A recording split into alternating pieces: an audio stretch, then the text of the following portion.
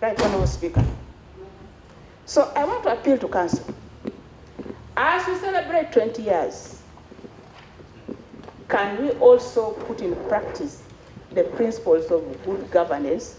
And this one is the fundamental principle that you allow this assembly independence so that we handle our matters in accordance with the way we believe this assembly should move and perfect its work in order to achieve the objectives for which it was set up. That is my request to you, Council. I also want to add that in December, 2 additional clerks. I also want to request you to wind up. Yes, Right Honourable Speaker. This is for the good of the Assembly, Right Honourable. I know. That's why I'm emphasizing this point. That 2 additional clerks are leaving the Assembly, and that means that you have another strategy. That those clerks at table there will be handling 3 committees, which means each one 2 clerks, each one 3 committees, and that one means total enslavement. I think if someone dies here of pressure, especially a clerk, me, I know where to put the blame. But we are not waiting for that. So I know Council has had my plea, and I expect answers. Right Honourable Speaker, as I conclude, I now just want to touch on one point from the report of the Honourable Chair. Right Honourable Speaker, the Chair mentioned that there have been some internal reallocations that the committee did. As we consider this budget, Right Honourable Speaker, I believe that those reallocations should be presented to the House for the House to consider whether to take them or not. You see? Because that is exactly the work we said the committee was assigned to do. So, we would like those reallocations to be tabled, because he just said that, we have considered the budget, we have not made any changes in between votes, but internally within votes. So those internal reallocations within votes is what I would like the Chair to present to the members here so that we consider them. As I conclude, I would like to thank Council first of all. I think on that point, Honourable Rose, I also heard where the committee chair was recommending other organs to consider reallocations. I think with respect to the court, that you are recommending that there should be internal reallocations. So maybe those who know better how this is done, is that granted, denied, when you say you should? Yes. Maybe the Chair will tell us, because nobody, Right Honourable Speaker, when you sit like this and the Right Honourable Chair there presents the budget on behalf of this committee to us, they have done a great deal of work. They have looked into details, and perhaps they have seen where there are shortages or where there are priority activities and the money are not enough. And therefore, in their wisdom, they decided they could reallocate. So those are the kind of reallocations we would like to listen to and consider together as a House, because they are doing this work on behalf of this Parliament.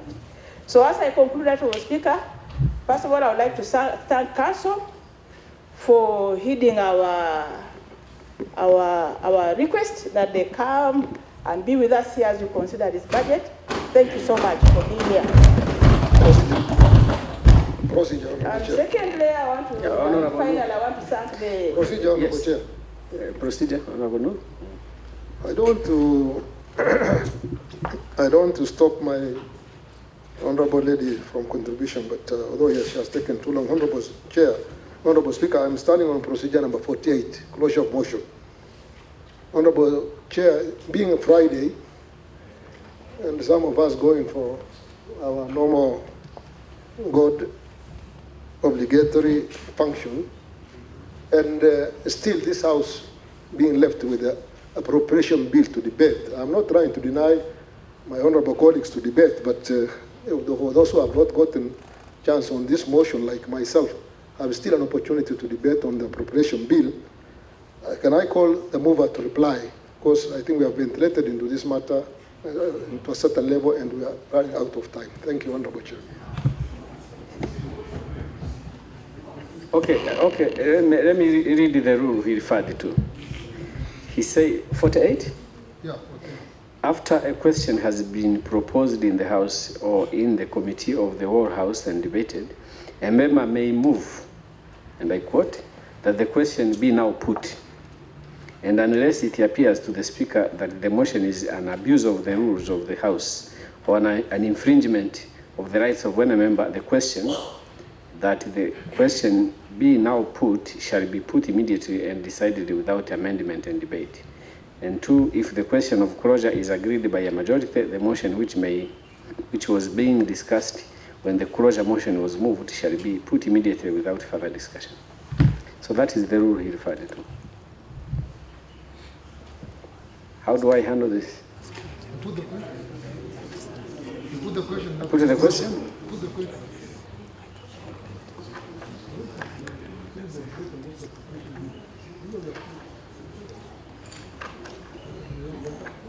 Well, as far as I'm concerned, it is not in abuse of the process. So that one I rule out.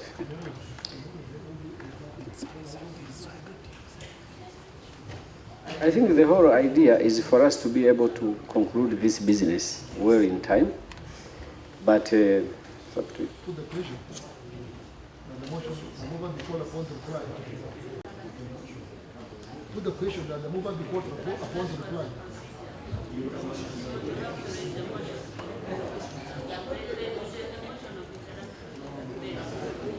Yeah, to put the question to the House. Whether the mover should be called upon to reply.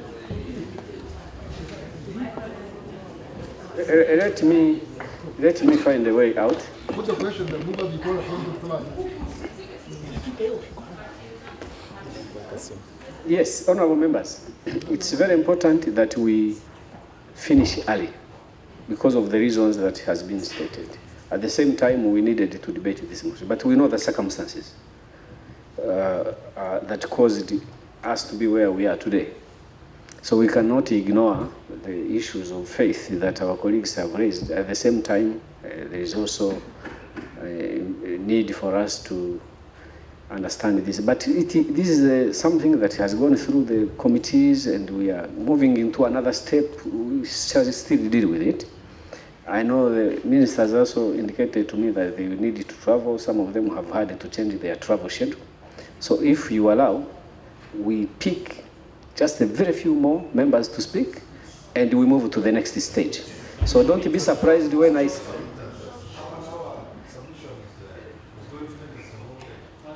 Yes. Yes. Do I still have the gadget to switch off here?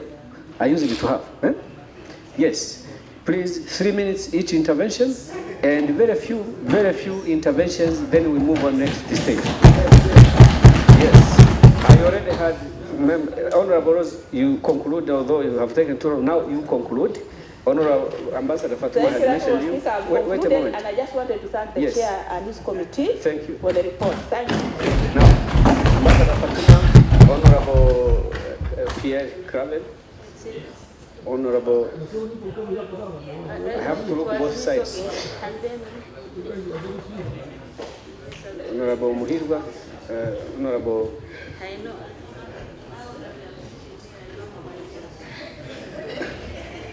This is going to be very difficult. Okay, let those first speak.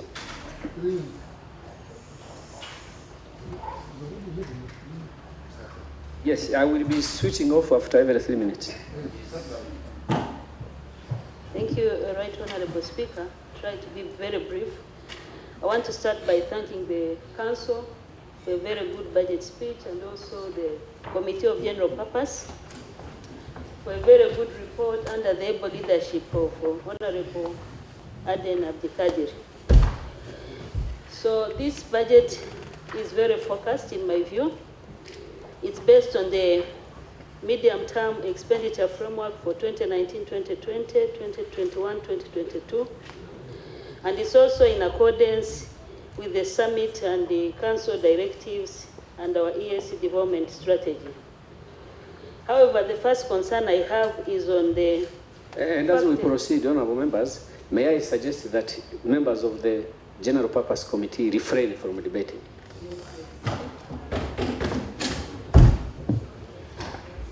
Yeah, thank you, Right Honorable Speaker. The concern that was raised by General Purpose Committee in the report is the fact that during the budgeting process, the pre-budget conference recommendations were not taken into consideration. And I think this was a big omission. So I want to urge the council the next time this be taken into consideration. Otherwise, it defeats the whole purpose of consultation. In addition to that, I also want to recommend to the council, since EAC is a people-driven community, that we broaden stakeholder participation so that the voices of our people can be heard. Civil society, private sector, we have academia, media, women, youth.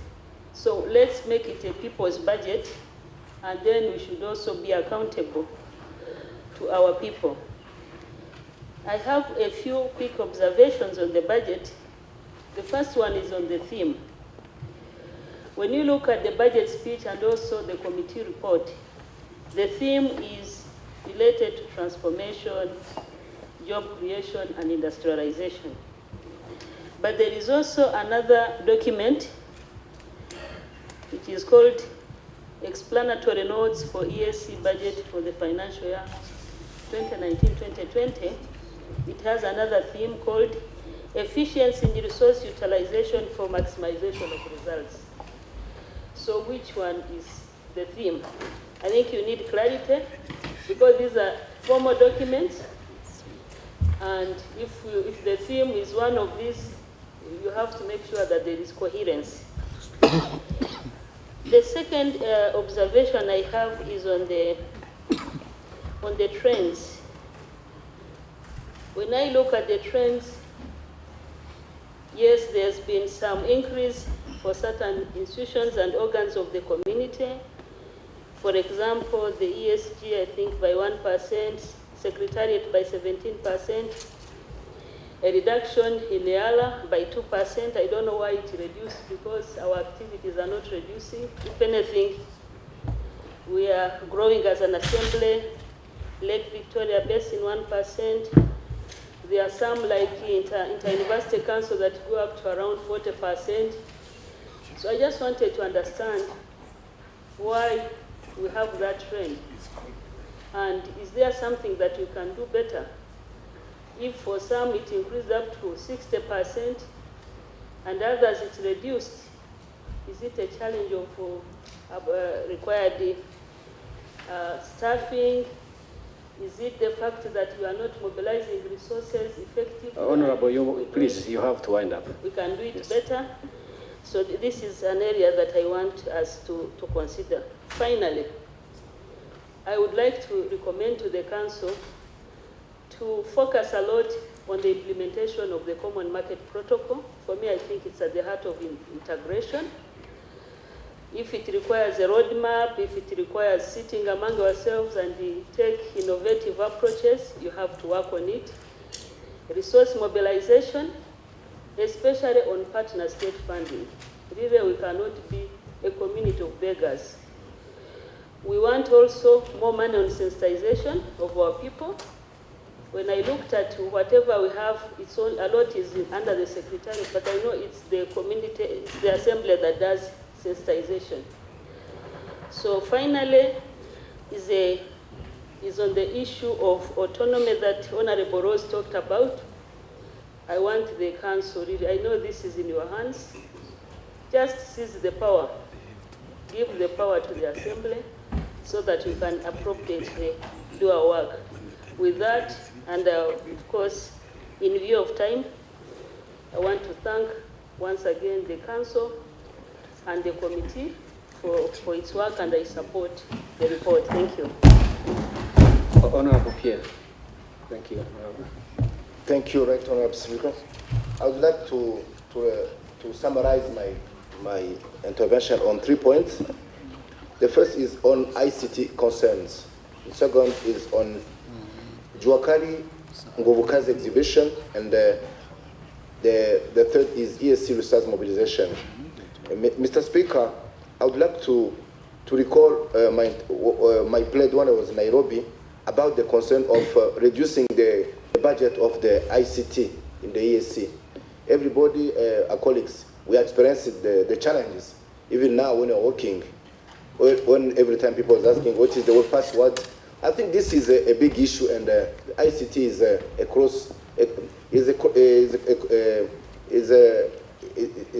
is cost cutter on different areas like customs, even in taxes. So I would like to know if this have been taken into consideration as important that we gave it. On the Juakali Nguvukazi exhibition, you know, everybody knows that exhibition is always recording thousands of participants and exhibitors, and is done on the rotating basis. And this is very important, and this is one of the pillars to develop industrialization. I would like also to give it an important, the importance due. On the third, Mr. Honorable Speaker, the issue of ESC resource mobilization. ESC have always a benefit of donor support from development donor partners, and we can think that money belongs to the Secretariat. This money belongs to the community and our representative the community. I would plan to pledge that the activity regarding the resource mobilization could be done in collaboration with the Eala, because Eala have capacities. Most of ours have the background of that area, so it could help to make done the work job that they're done. So with this, Mr. Speaker, I will submit. Thank you. If everyone had your style, we wouldn't have a problem. Honorable, let's be realistic. 1, 2, 3, 4, 5, 6.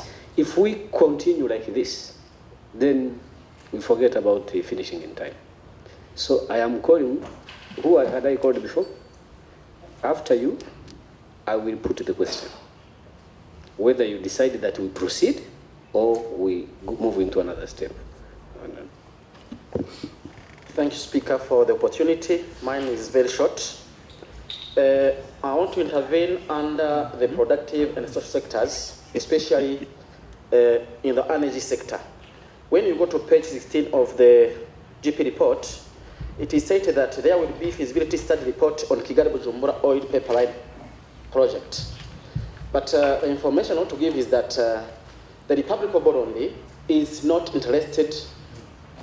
The priority of its project is not this one, because the information I have is that in November 2018, there was a sector council meeting on energy, whereby it was deliberated that now the priority of Burundi in energy project is Mwanza-Bujumbura oil product pipeline project. So I want to seek clarification from the chair of the committee if they had this information by the time they were dealing with their report. So I want to say that it's up to us to insert today now in this budget this project, this joint project of Mwanza-Bujumbura oil product pipeline project instead of Kigali-Bujumbura. The second issue I want to raise is about Rekerwero. It's a matter of urgent because Rekerwero is a tri-national ecosystem that is between the Republic of Tanzania, Burundi, and Rwanda. And this Rekerwero is indirect with Rusumo. And as you know, Rusumo now is a hydropower project which is under construction. And we have to protect Rusumo against any kind of pollution. But the problem today is that Rekerwero is highly polluted. Why? Because there are two rivers. I say this because I am from that area. There is Nyabarongo River, which meets to Akanyaro River. When they meet, they both constitute the Akagera River. So due to heavy rain that Rwanda has been benefiting, there was a kind of environmental issue. There was some alluvial deposits which come and pollute this Akagera River. And Akagera River has already diverted from its original bed or from its banks. And before it comes into Ruweru, it has already diverted from its bed. I want to raise the issue of environment. One, Lake Ruweru is highly polluted. As consequences, we have high reduction in fish production. That is number one. Number two, this hydroelectric power of Rusumo is likely to be affected. Three, we have to be prudent now because there might be a political challenge. Because since Akagera River has already diverted from its banks, there will be a change of borders. I want to advocate for a certain budget to insert within this budget so that there might be a very urgent oversight activity to prevent from this political challenge that may rise from the change of borders by this river. And again, we have to really protect this Lake Ruweru, which is a unique ecosystem to our countries, because Lake Ruweru is not far from Tanzania. It is within the borders of Burundi and Rwanda. Number three, and I end, it's about Inter-University Council. Inter-University Council, we have seen that there are many scholarships that are being given to the young people of our community. But we don't see in detail how these scholarships are being distributed within our partner states. I want to recall that the treaty does speak about equal sharing of benefits within the community. So I want to seek from the Secretariat or from the Council to avail a detailed report on how these scholarships are being distributed within our community, so as to see if really this equal sharing of benefits within the community is observed. I shall be chair. Thank you. Honorable members, I now put the question that the mover be called upon to reply. Those in favor say aye. Aye. Those against say nay. Nay. The ayes have it.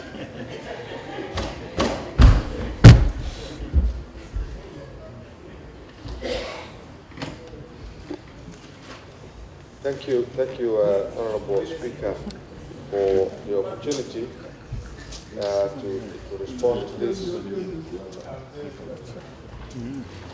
I would like to, on the onset, thank the honorable members, the many honorable members who have contributed to this particular debate. It's been a very good one, and I wish we had the time to even deliberate more and more. And I think, Right Honorable Speaker, you have taken note of the fact that for a few days now and for lengthy time in the committee work, members have had an opportunity to interact with this report. Honorable Speaker, let me start with the last issue raised by Honorable Jean-Marie with regards to the feasibility study on the Kigali Bujumbura oil pipeline. Right Honorable Speaker, I have sought this issue with the Secretariat since, and I have been given adequate correspondences and even council decisions with regards to this particular project.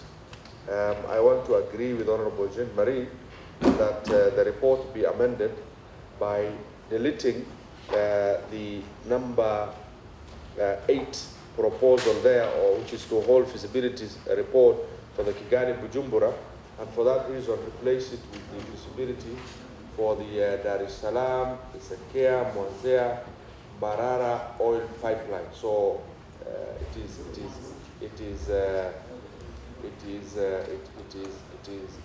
that is the new one. And I have the council decisions which have been put to me. It It was officially written by the Republic of Burundi, correspondence of which I have to Council, and the Council reached a decision on that particular matter. And for that reason, I like to agree that the report be amended by removing that particular item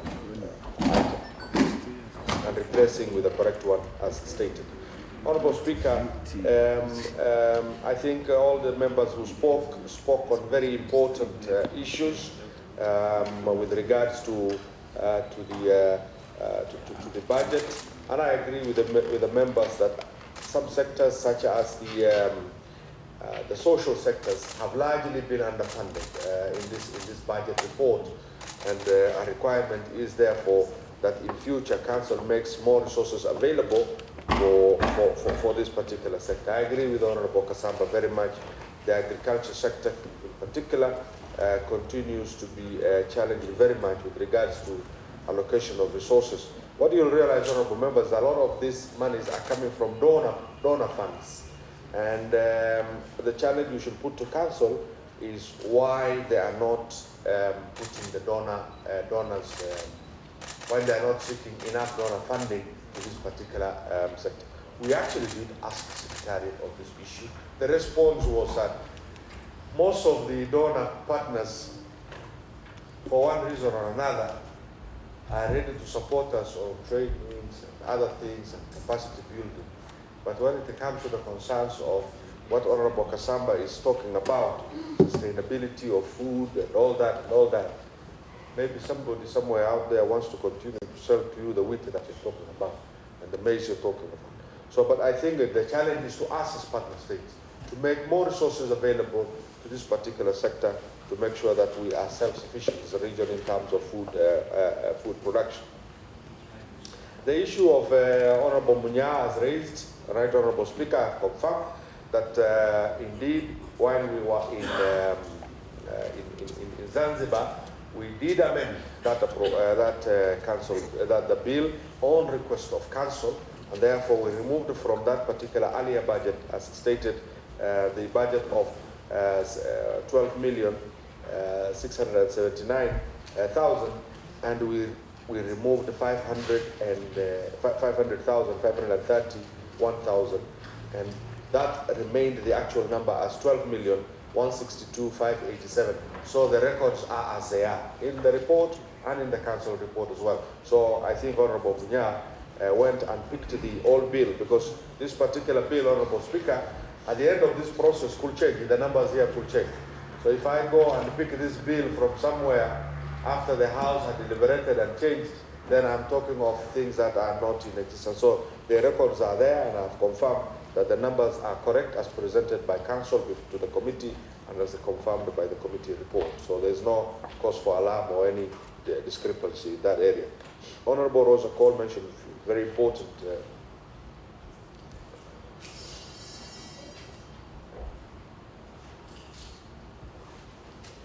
Honorable Rosa Cole mentioned the very important issues with regards to the timelines of the budget process, and that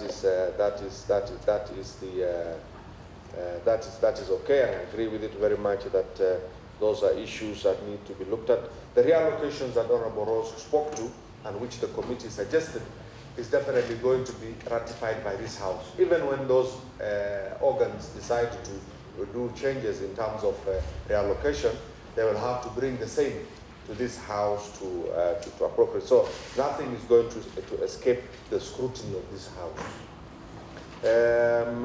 I think all the other members who spoke to very important issues, and I agree with them very much. Honorable Speaker, I don't want to take much time, just to take the opportunity to thank the following few members who managed to contribute to this particular report.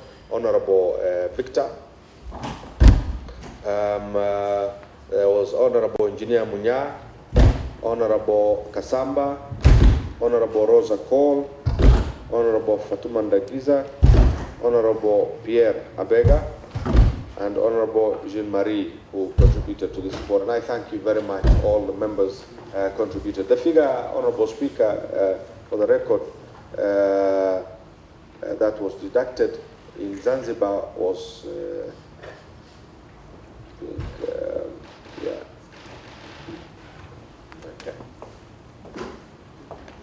Okay. Thank you, Mr. Speaker. The council had brought before the House 12 million to 12,679,589. However, the council chair then brought an amendment to remove an amount of 517,011, and that reduced the correct number to become 12,162,587 as is in the report. I'm just confirming this from the clerk's office. So, Honorable Speaker, the numbers are correct, and what Honorable Munya mentioned was overtaken by events. I thank you very much, Honorable Speaker. Thank you. Thank you. May I now call upon the chairperson of the council to reply?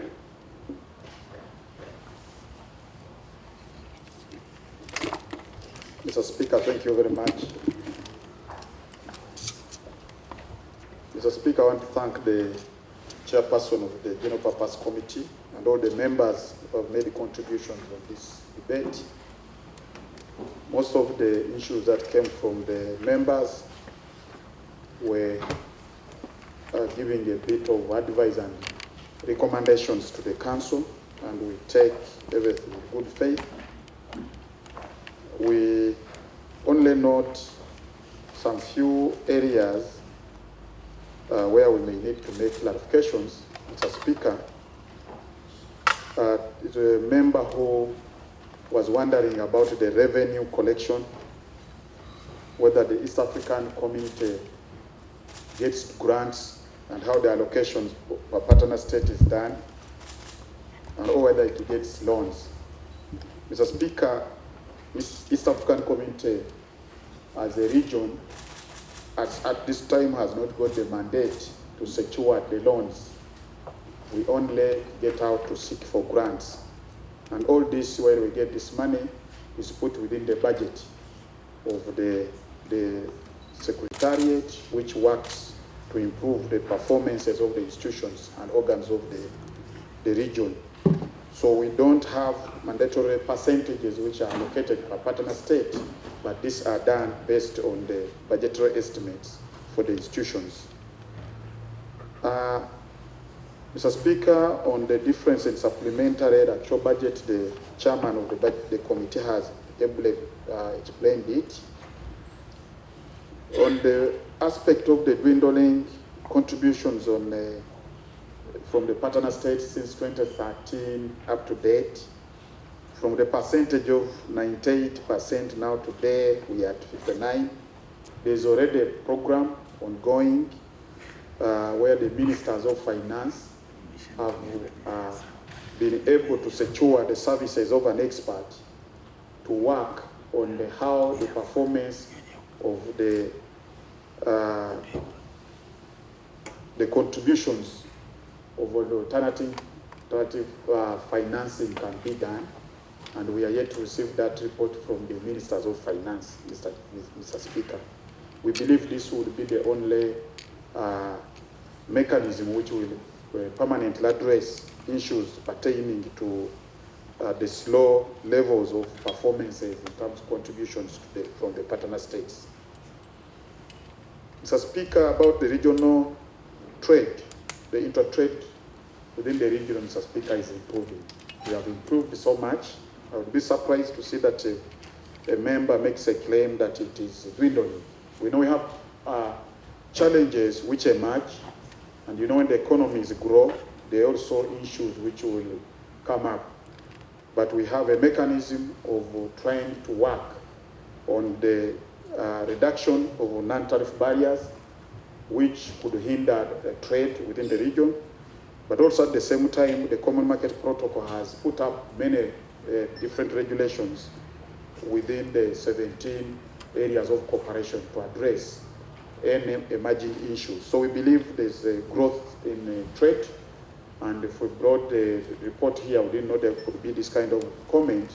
You will see that the variations, they are improving in terms of the intertrade around the region.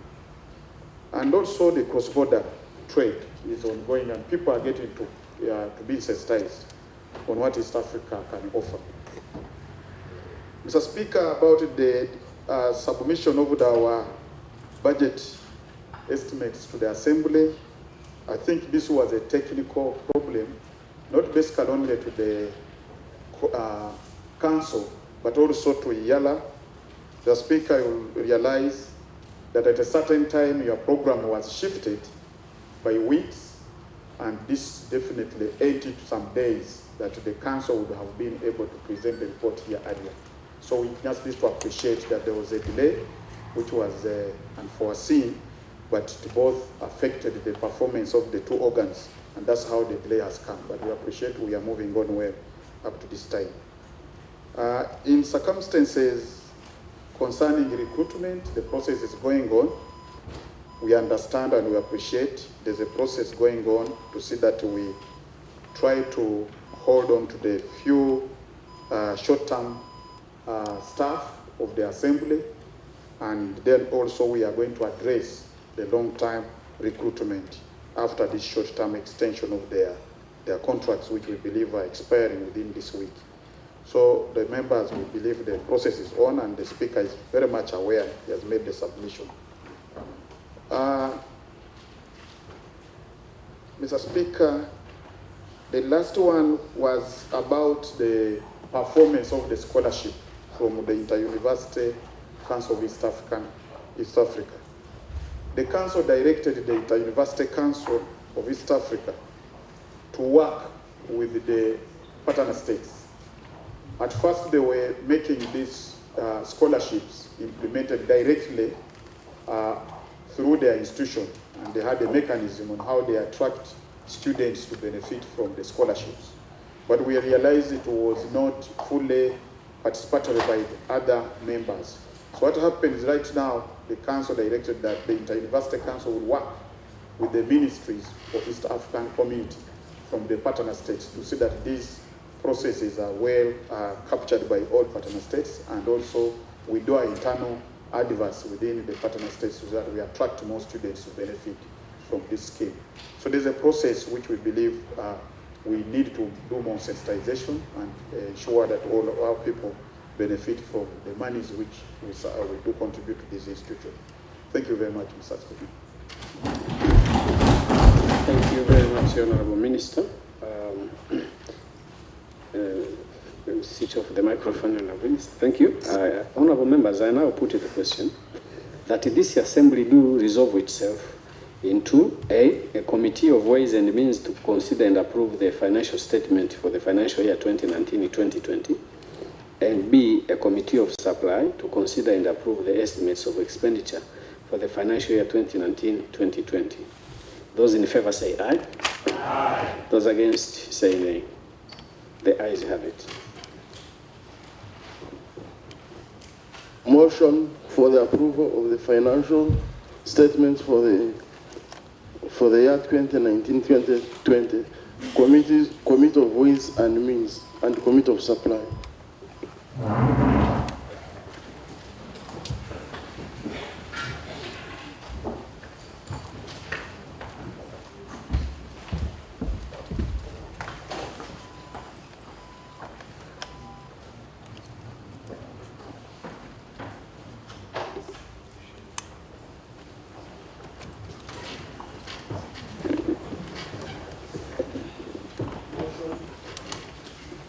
Motion for approval of the financial statements for the financial year 2019-2020. Honorable Chairperson, Council of Ministers.